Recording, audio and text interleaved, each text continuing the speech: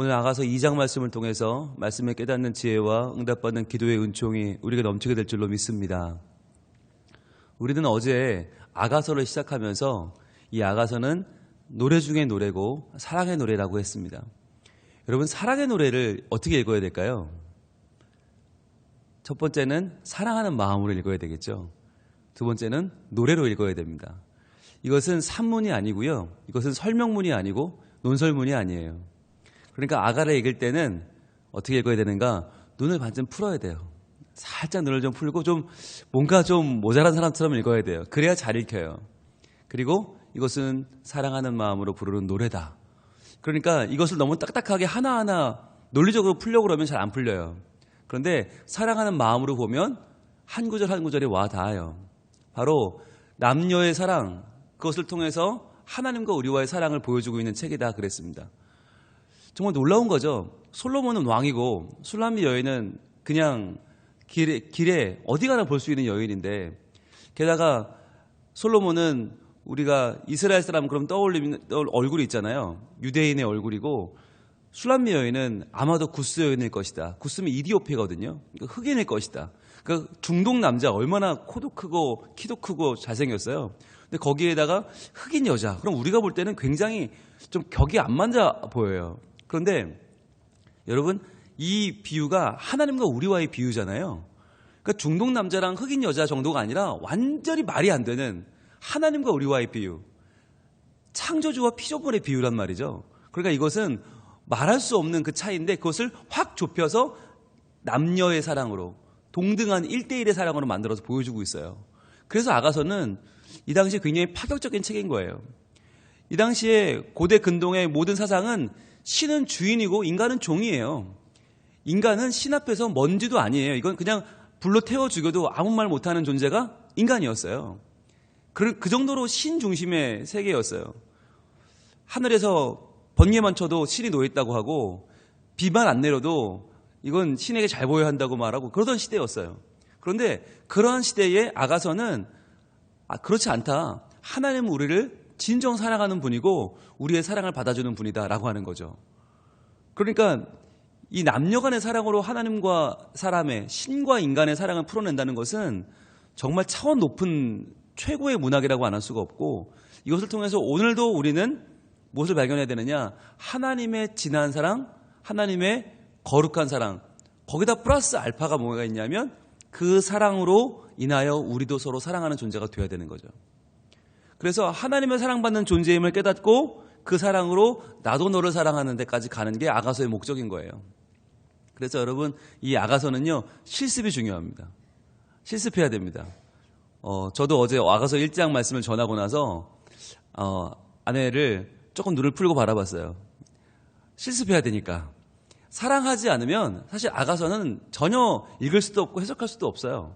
그래서 여러분, 이 아가서를 읽는 8일 동안에는 눈도 좀 풀고 다니시고, 이 남편과 아내를 바라보면서 서로 좀 이렇게 좀 뭐랄까요, 서로에게 사랑을 고백하는 그런 마음으로 서로의 장점을 좀 발견하고 서로의 이름을 좀 불러주고 격려하고 칭찬하는 기회를 삼으면 좋겠습니다. 그래서 저는 이 아가서가 우리 교회 안에 이 가정을 회복하는 은혜가 되는 말씀이 되면 참 좋겠습니다.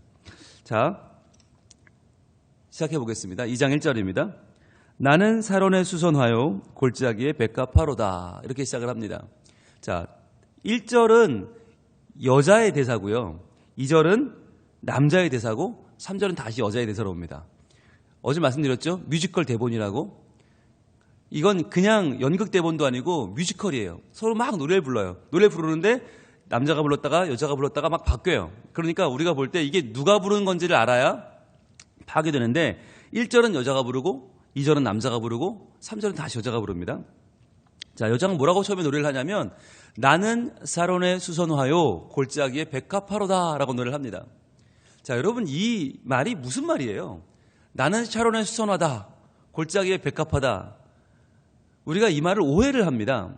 왜냐하면 찬송가 중에 89장이 샤론의 꽃 예수 나의 마음에, 그런 찬양이 있어요. 예수 샤론의 꽃. 그래서 샤론의 꽃 수선화 그러면 굉장히 예쁠 것 같아요.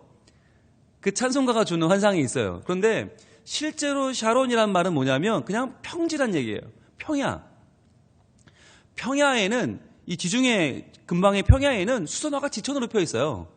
여기서 말하는 수선화는 우리가 말하는 수선화와는 다릅니다.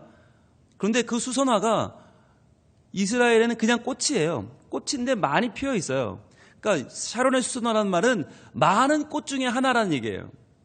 즉, 이 여인이 고백하기를 나는 별거 아닌 인생이에요. 저는 별로 중요하지 않아요. 저는 이쁘지도 않고요. 그냥 평범할 뿐이에요. 라고 말하는 거예요. 골짜기에 백합화라는 말도 보통은 이스라엘은 골짜기에 꽃들이 피기 때문에 그냥 많은 꽃들 중에 하나라는 얘기예요. One of them이다. 나는 그냥 평범하다라는 얘기예요. 자, 이렇게 얘기를 하는데 2절에서 남자가 그것을 받습니다. 받아서 뭐라고 하는가? 여자들 중에 내 사랑은, 여러분 사랑, 내 사랑, 이게 뭐죠? 애칭입니다. 애칭. 사랑하는 관계에는 애칭이 필요한데 여자들 가운데 내 사랑이 들어있는데 마치 무엇 같냐면 가시나무 가운데 백합화 같다는 거예요. 아까 여인이 말할 때는 나는 어디 골짜기의 백합화라고 그러죠.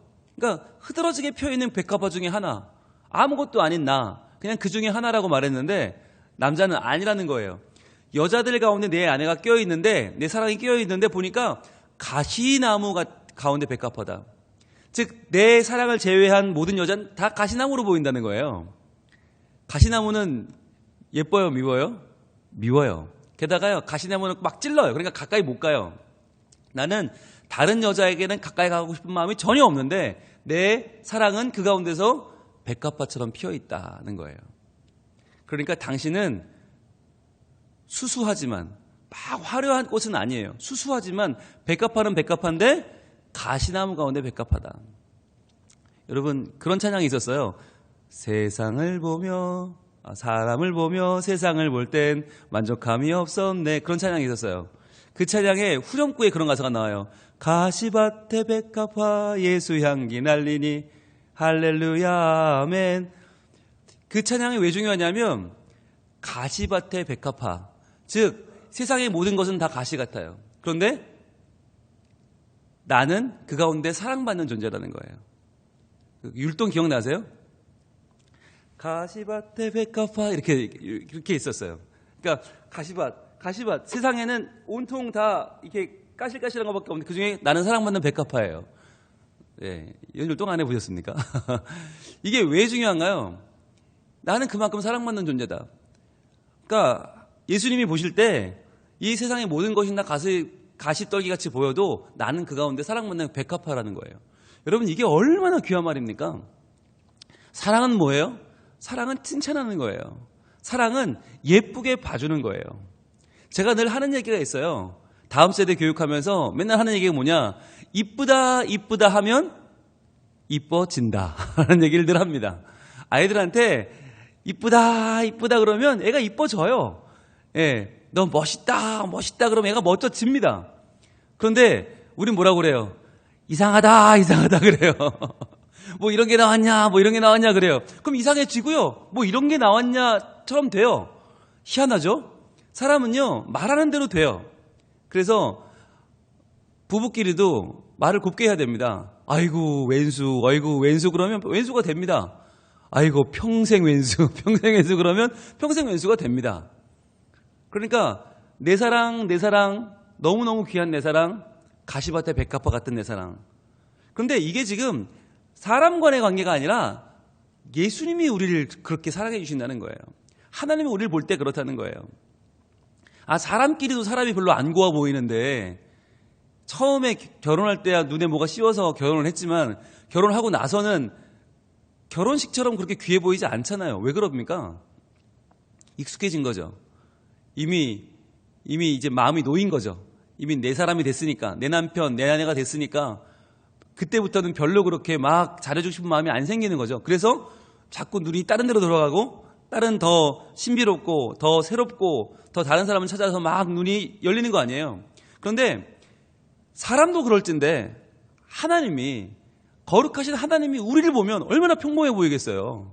하나님이 지은 피조물인데 먼지 같은 인간 중에 하나인데 얼마나 하나님 볼 때는 평범해 보이겠어요. 그런데 평범하지 않다는 거예요. 평범하지 않고 너무너무 특별하고 가시밭의 백합화처럼 아름답고 귀하다라고 말씀해 주시는 거예요. 누가? 내가. 그렇게 말씀해 주시는 자리가 어디냐? 그 예배예요. 예배. 예배는 하나님이 받아주시라고 약속한 자리예요. 왜? 우리를 특별하게 보시니까. 그래서 여러분 예배에 나올 때 우리는 자신감을 가져야 됩니다. 우리는 예배에 나올 때 두려운 마음이 더 커요.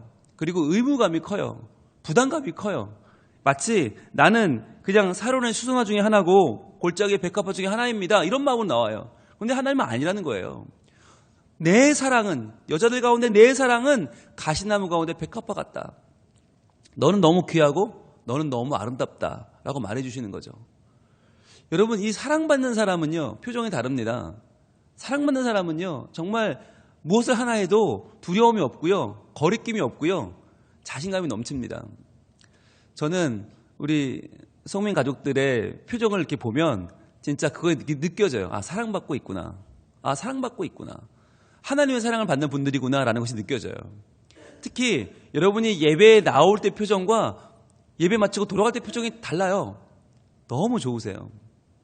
그래서 지금 제가 고민 중이에요. 이게 예배가 끝나서 좋은 건지, 예배 시간에 사랑받아서 좋은 건지 모르겠는데, 아무튼 저는 후자라고 평가하고 싶어요. 예배를 드리러 나올 때 표정하고 너무 달라요. 예배 마치고 나가시는 표정들이 너무너무 행복해요. 그게 사랑받은 자의 표정이에요. 하나님의 사랑으로 나를 예쁘게 만들어가는 거예요. 최고의 화장법입니다. 사랑받는 것은요. 자, 그런데 사랑은 어떤 것이냐? 이렇게 평범한 사람을 비범하게 봐주는 것 사랑이잖아요. 그런데 사랑은 한 단계 더 나갑니다. 이렇게 남자가 여자애들 칭찬을 하잖아요. 여자는 가만히 있는 게 아니에요. 한술 더 뜹니다. 뭐라고 하는가? 3절입니다. 남자들 중에 나의 사랑하는 자는, 자, 똑같은 말이죠. 여자들 중에 내 사랑은, 남자들 중에 내 사랑하는 자는 누구냐? 숲풀 가운데 사과나무 같구나. 숲풀 가운데 사과나무. 자, 다른 남자들은 다 숲풀이라는 거예요. 숲풀이라는 얘기는 풀이죠. 그냥 잠시 비 오면 반짝 커졌다가 사그러드는 숲풀인데, 내 사랑하는 남자는 누구라고요? 사과나무라고요. 사과나무. 나무는 당당하게 서 있습니다. 웬만한 가뭄도 이겨냅니다. 게다가 그 나무는 사과나무예요. 유실수예요. 주변 사람들을 다 먹여 살리는 든든한 나무 같다는 거예요. 그러니까 남자는 여자에 대해서 그냥 예쁘다라고만 했어요. 당신은 곱고 예쁘다. 그런데 여자는 남자에게 당신은 든든한 사람입니다. 당신은 숲풀이 아니라 사과나무예요. 너무너무 든든해요. 여러분, 나무라고 하면 뭘 상징합니까?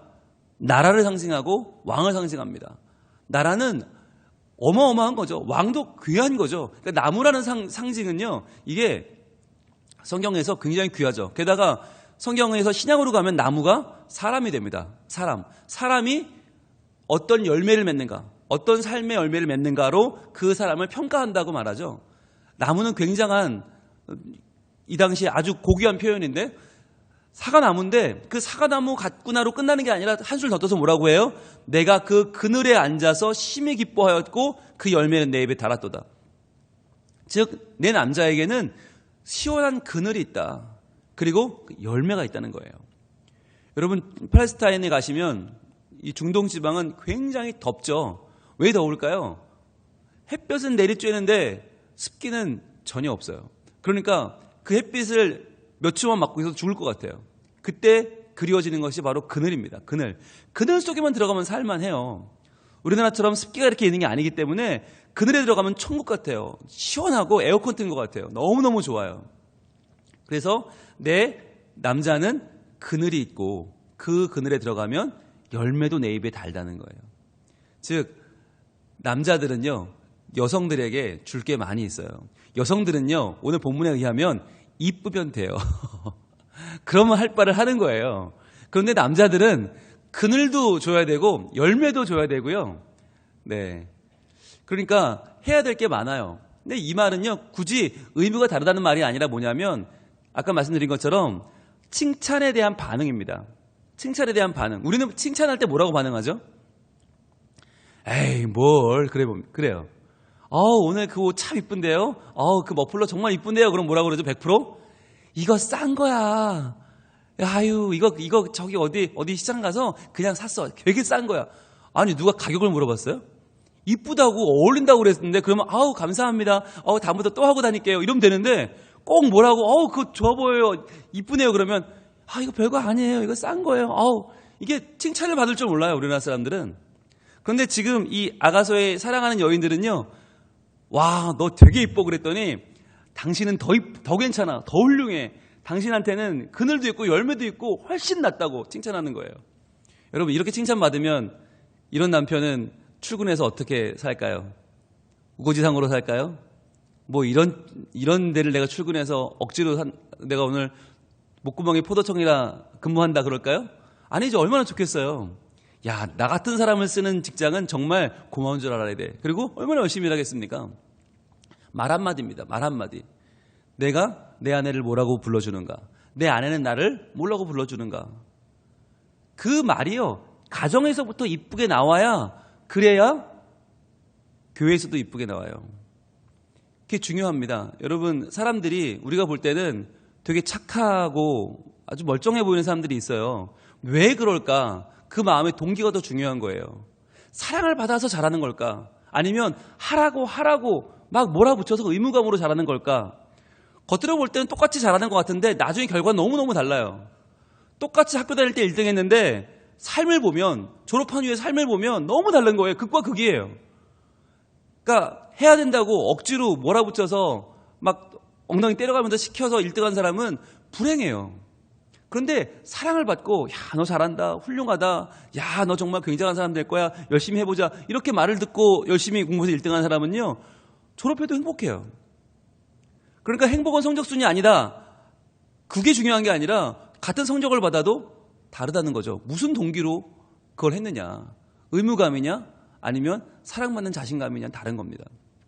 그래서 사랑이란 상대방을 좋게 평가해주고 내 마음속에 있는 가장 좋은 말을 들려주는 거. 그거 하려면 연습하셔야 됩니다. 연습.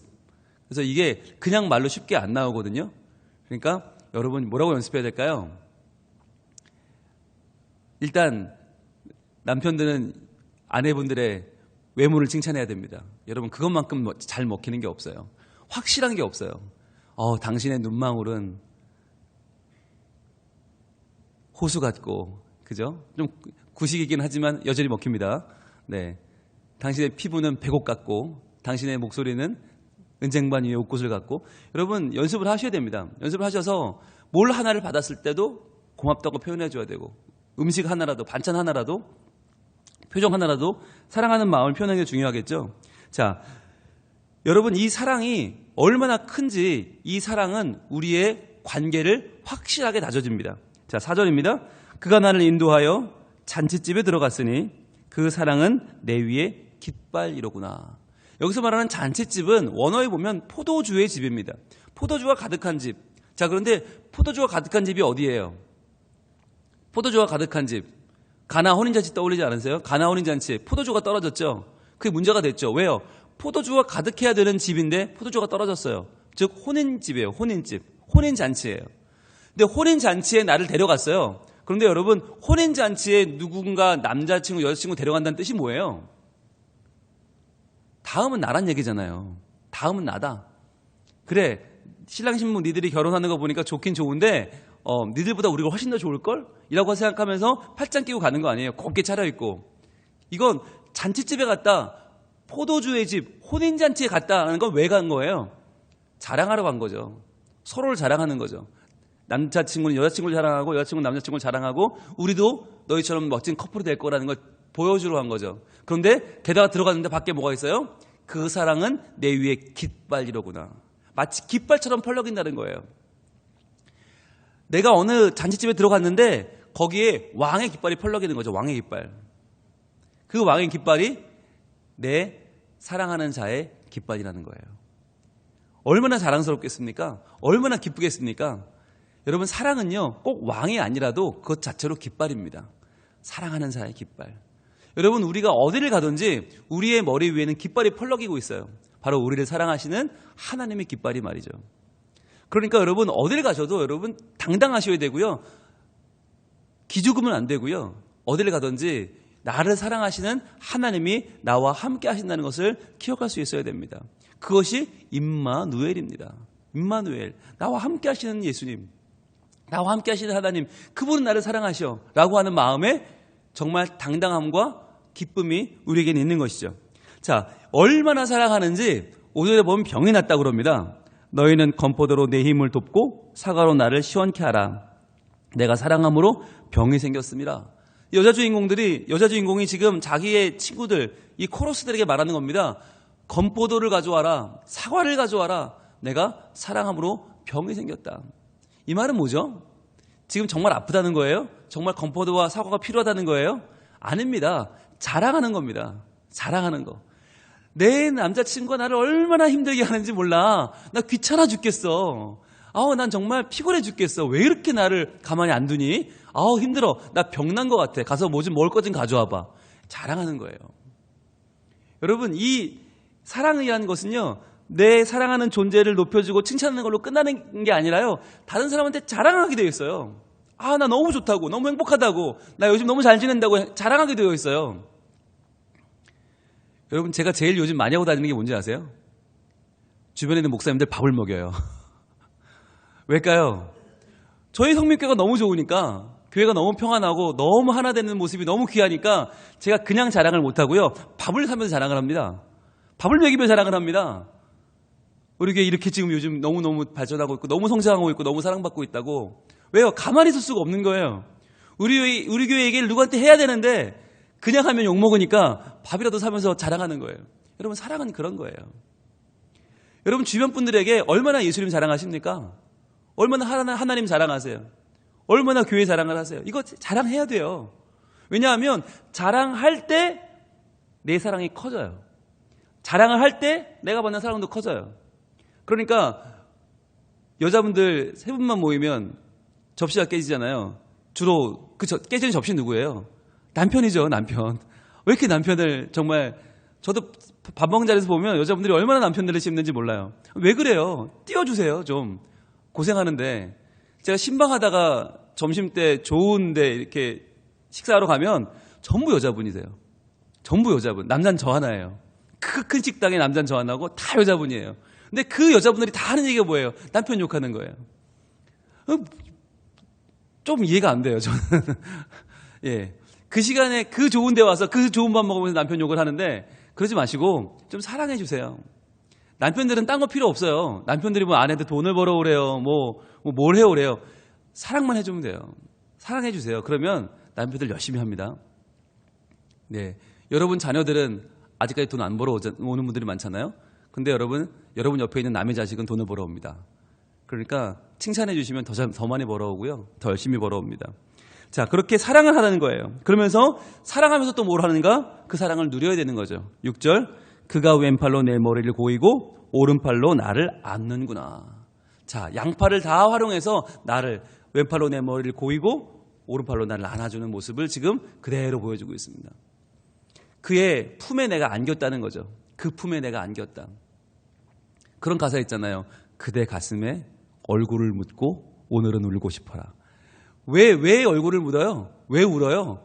울어도 좋으니 그대 품에 있고 싶다는 거예요. 여러분, 그게 사랑이에요. 그러니까 사랑은 서로를 높여주는 것이다. 사랑은 남에게 자랑하는 것이다. 사랑은 또 누리는 것이다. 그래서 사랑은 그 품 안에 있는 것이에요. 다른 데 가서 다른 사랑을 기웃기웃거리면서 찾는 게 아니라 그 사랑하는 자의 품 안에 있는 것. 그래서 그 안에 있는 게 너무너무 좋은 것.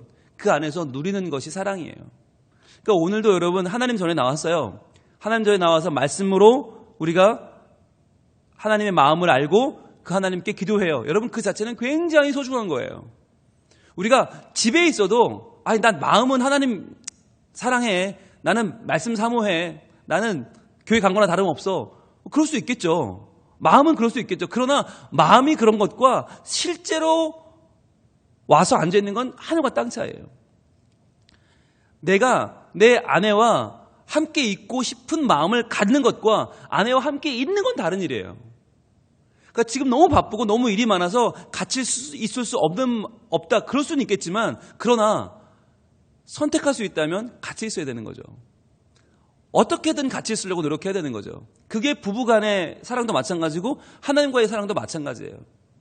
그래서 하나님의 말씀을 아무리 하루가 일이 힘들고 고되도 펴서 읽는 순간에 은혜가 오고요. 하나님 앞에 정말 잠깐이라도 눈을 감고 손을 모으고 기도하는 순간에 하나님의 마음이 내게 다가오고요. 어떻게든 내가 찬양하려고 이왕이면 라디오라도 맞춰서 극동방송이라도 듣고 CBS라도 맞춰서 찬양을 한 곡 부를 때 그때 내가 은혜가 깨달아지는 것이지 마음만으로는 안 된다는 거예요. 그래서 여러분들이 주일과 수요일과 새벽 예배를 강조하는 이유가 뭔가? 그 시간만큼이라도 내가 하나님 안에 있고 하나님을 생각하고 하나님의 말씀과 기도와 찬양과 예배로 내 영이 살아나는 순간이 필요하다. 그래서 그 사랑은 누릴 때 커지는 거예요. 그러면서 7절입니다. 예루살렘 딸들아, 내가 노루와 들사점을 두고 너에게 부탁한다. 내 사랑이 원하기 전에는 흔들지 말고 깨우지 말지니라. 이렇게 오늘 7절 말씀이 나오죠. 예루살렘 딸들아, 내가 노루와 들사슴을 주고 너에게 부탁한다. 코러스들에게 이제 여자 주인공이 말하는 거예요. 노루와 들사슴은 어떤 존재냐? 굉장히 예민합니다. 그래서 조금만 바스락거리면 따라락 달려나가는 것이 노루와 들사슴이에요. 되게 예민해요. 그러니까 사랑이란 뭐냐? 예민하다는 거예요. 사랑은 뭐냐? 굉장히 지금 막 그 사랑이 너무너무 좋아서 조금만 누가 건드리면 확 깨버릴 수 있다는 거예요. 내 사랑이 원하기 전에는 흔들지 말고 깨우지 마라. 사랑이라는 건 그렇게 보호받아야 된다. 사랑을 함부로 흔들지 말라는 거예요. 우리가 주변에 사랑하는 사람들을 보면 좋아도 보이지만 시기도 생겨요. 부럽기도 해요. 그래서 꼭 가서 이렇게 좀 찔러보는 사람들이 있어요. 야, 내가 볼긴 그 남자 별로던데 너는 눈에 뭐가 씌었구나. 야, 너 참 그런 남자 만나면 고생해. 이런 말을 하는 분들이 있어요. 옆에 가서. 왜 그래요? 흔들지 말라는 거예요. 사랑은 흔드는 거 아니다. 사랑은 지켜주는 거다. 신앙도 마찬가지입니다. 신앙도 하나님을 사랑하는 그 귀한 사랑, 열심히 기도하고 열심히 말씀 보고 열심히 예배하면 칭찬해줘야죠. 지지해줘야죠. 그런데 그걸 또 해방하는 사람이 있어요. 아이고, 나도 너 만날 때 다 그랬다고. 내가 처음 예수 믿을 땐 나도 그랬다고. 아유, 좋을 때라고. 그러면서 사람을 깎아내리는 분들이 있어요. 그러면 안 돼요. 열심으로 기도하는 분들은 더 기도할 수 있게 도와주고, 열심으로 봉사하면 더 열심히 할 수 있게 해줘야지, 봉사하는데 주변에서 자꾸 왜 튀냐고 그러고, 왜 가서 그거 그렇게 열심히 하냐고 그러고, 그냥 그만하라고 그러고, 왜 그렇게 해요? 더 밀어주고 더 도와줘야지. 사랑은 부추기는 거예요. 사랑은 더 하라고 해주는 거예요. 싸움은 말리고요, 흥정은 붙이라고 그랬어요. 그런데 사랑은 더 붙여야 돼요. 더. 그래서 교회 안에 조금이라도 겉도는 분들이 보이면 안으로 끌고 들어와야 돼요. 같이 예배하자, 같이 선교회하자, 같이 봉사하자, 같이 탁구 치자, 같이 장 보러 가자, 이렇게 끌어들여야 돼요. 그래서 흔들지 마라. 사랑은 흔드는 거 아니다. 오늘 우리가 아가서 2장을 통해서 이 발전하는 사랑을 오늘 볼 수 있어요. 점점 더 깊어지는 사랑. 그 사랑은 뭐예요? 칭찬하는 사랑, 칭찬에 맞서서 더 칭찬해주는 사랑, 그리고 그 사랑을 자랑스럽게 여기는 사랑, 그리고 그 사랑을 누리고 그 사랑을 남에게 선포하고 그 사랑을 흔들지 않고 지켜주는 사랑.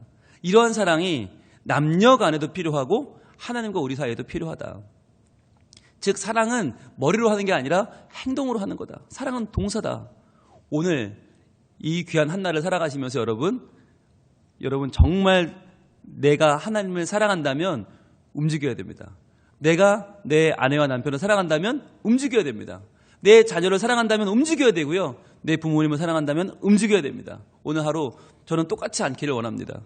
여러분 아가서를 공부하면서 실습하셔야 됩니다. 실습. 그래서 여러분 내일은요, 이 아침에 제가 여러분 실습하셨어요? 그러면 얼굴에 확 미소가 돌면서 아멘 하는 모습이 좀 나오면 좋겠어요. 그래서 그냥 말씀만 공부하고 그냥 오늘 기도하고 가는 것도 좋지만 실습을 꼭 하셔요. 그래서 오늘 기도하실 때 하나님, 제가 아내에게 뭐라고 그러면 좋아할까요? 아내가 이렇게 말하면 제가 뭐라고 더 한마디 더 할 수 있을까요? 하나님 지혜를 주세요. 이런 기도도 좀 하시고, 내 자녀에게 뭐라고 하면 자녀가 좋아할까요? 우리 교회 같이 교인들 만났을 때 뭐라고 하면 좋아할까요? 하나님 저에게 입에 지혜를 주시고 마음에 사랑을 주시고 하나님 주신 사랑을 가득 받아서 그 사랑 때문에 감격해서 사랑을 실천하는 자가 되게 해 주시옵소서. 그렇게 오늘 아침에 기도할 때 하나님 지혜를 주실 것이고 우리 오늘 하루의 삶이 사랑으로 가득 찬 정말 사랑하는 삶, 사랑받는 삶, 사랑 때문에 행복한 삶이 될 줄로 믿습니다. 기도하겠습니다. 하나님 감사합니다. 아가서에 나온 사랑은 머리로 하는 것이 아니고 관념적인 사랑이 아니고 습관적인 사랑이 아니고 이것은 우리의 입과 말과 행동이 바뀌는 것이고 우리의 삶에서 드러나는 것이고 감출 수 없는 것이고 이것은 많은 사람에게 전파되는 것인 줄 믿습니다. 주님, 이 사랑을 내가 오늘 주님께 받았으니 나도 주님 사랑하고 나도 교회를 사랑하고 나도 하나님 나라를 사랑하고 오늘 허락하신 내 가족들을 사랑하면서 내 성도들을 사랑하면서 그렇게 오늘 하루를 살기 원합니다.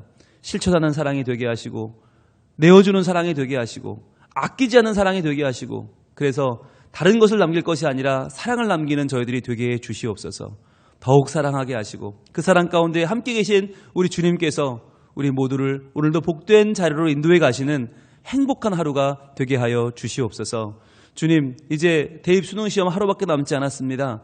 주님, 이 귀한 날 우리 수험생들의 마음을 주장해 주시고 그들의 학업 가운데 함께 하시고 좋은 컨디션으로 잘 준비해서 오늘 예비 소집도 잘 다녀오게 하여 주시고 내일 무엇보다도 좋은 환경 여건 속에서 시험 잘 치를 수 있도록 주님 은혜 내려 주시옵소서. 오늘도 함께 하실 주님 감사하며 예수님 이름으로 기도합니다.